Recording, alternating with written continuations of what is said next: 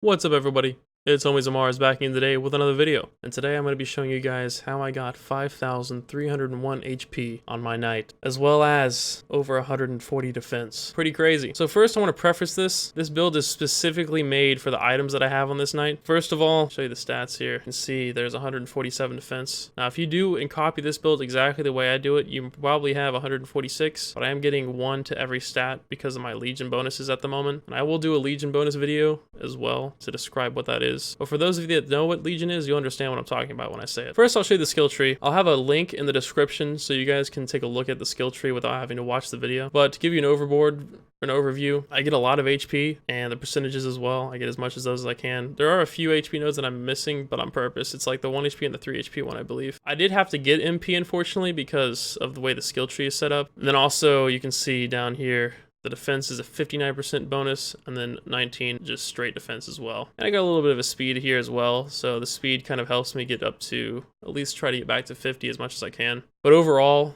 lots of vitality, lots of defense, lots of HP. The reason why I'm doing this for you guys, for those of you that don't know, the Wall of Gore is the primal shield, so I'm able to armor break, daze, stun, and weaken the enemy. Since I'm not using Blood Pact or something like that, it only takes 240 of my HP. So that is a lot of HP, although I still have like 5,300. What the big thing is that I need to be able to be with like a bee priest to make sure I stay healed, or just stay in a group of people, because usually groups of people will heal constantly anyways. So this is what the knight's built for. It's built for being in groups with other people. I can't really solo a galaxy with this knight too easily. It's a lot more difficult if I'm just alone, because it takes forever for my HP to heal back up, especially if I'm spamming my shield, which is usually what I do in a galaxy. The Breastplate of New Life gives me 220 HP, the Wall of Gore gives me 240, and then the Cosmic Ring of Vigor, which is just the HP ring from the galaxy, gives me 200 HP. And of course all these will scale, so if I take all of them off, I only have 3,000, but then I get back to 5,300 because of that Bulwark rune. So the runes that I'm using here as well will also be included in that same photo that I'm going to put in the description. Using Narrow-Sighted Magic, this gives me bonus damage on my shield, but it tries to pick up from where I lose some on the Bulwark, because you can see here I lose 20% ability damage with the Bulwark rune, but I do get 40% with the Narrow-Sighted Magic. Now the Bulwark rune nerf really did hit this knight hard, because instead of 200% maximum HP or 250 maximum HP, I'm only getting 200%. They also added on the ability damage reduction to the Bulwark rune after the nerf, so that also hurt my damage as well.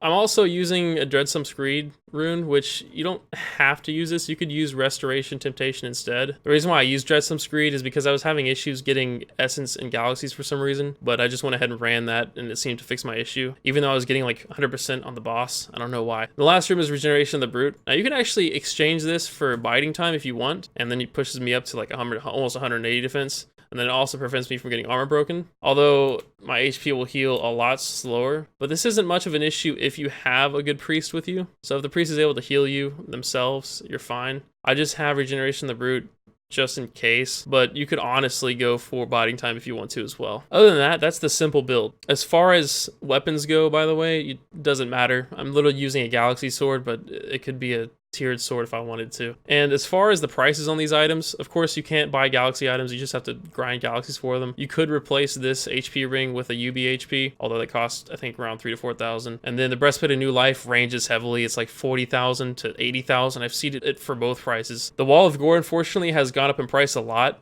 It was originally, I think, around 150,000 before the buff, and now it's almost around 300,000, and it seems to be hovering around there pretty constantly. So for those of you that probably remember, at least, earlier this week they had made a release on the game where they made it possible to actually stun a lot of the realm events. They reduced item drop rates and also percentage thresholds that you need to get to. And now you also have a lot of people using mystics on realm events and bosses, because it's possible to actually put things into stasis now, which sucks. But at the same time, you can actually stun things as well. So it makes Knight a little bit more valuable and viable. So some other things you can do with this Knight, of course I mentioned earlier, I'll show you some video of some galaxies here. Galaxies are really easy, especially GL4s. Having a bee priest is again very, very important, because you need to have those heals. You absolutely need them. If you have an Ortar priest as well, it's an extra bonus, because the enemy just sits at the same spot and you can just sit on the enemy and just stun them forever, especially with having a bee priest that can just constantly heal you. And I've had no issues with a priest out healing the damage that my shield does to my health. It makes it so easy. Like, it makes them galaxies, like, I don't even have to think about them anymore, because it's so hard to die in them. Knock on wood, I haven't died yet.